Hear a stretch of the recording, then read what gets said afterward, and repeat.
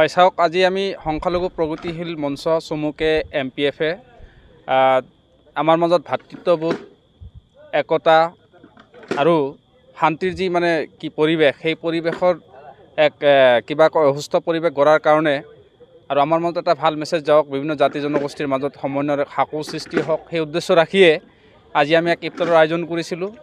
এই ইফতাৰখনত আমাৰ বিভিন্ন জাতি জনগোষ্ঠীয় সংগঠনৰ নেতৃবৃন্দক আমি আমন্ত্ৰণ জনাইছিলোঁ। তেখেতসকলো আহিছিলে, আমাৰ বিশিষ্ট সাংবাদিক, বিশিষ্ট শিক্ষাবিদসকলো আহিছিলে। তেখেতসকলে যথেষ্ট ভাল ভাল পৰামৰ্শ দিছে আৰু শেষত সমূহীয়াভাৱে আমি ইফতাৰ গ্ৰহণ কৰি পেলাই অদৃশ্যজনৰ ওচৰত দোৱা মাগিছোঁ। আমাৰ মাজত থকা বিভেদ, সাম্প্ৰদায়িক বিগবাস্প ইত্যাদি আঁতৰি পেলাই সমাজখনে এক নতুন জীৱন পাওক, নতুন গতি পাওক আৰু সমাজখনত শান্তি বিৰাজ কৰক, সেই দোৱা আমি অদৃশ্যজনৰ ওচৰত কৰিছোঁ। আৰু আমি বিশ্বাস কৰোঁ যে এই দোৱাৰ জৰিয়তে আমাৰ এই ধৰণৰ সামাজিক মিলনৰ জৰিয়তে সমাজখনে শান্তিৰ এক পৰিৱেশ পাব, এক সুন্দৰ বাৰ্তা পাব। এই আশা ৰাখি আমি মাইনৰিটি প্ৰগ্ৰেছিভ ফৰামে আজি ইফতাৰৰ আয়োজন কৰিছিলোঁ।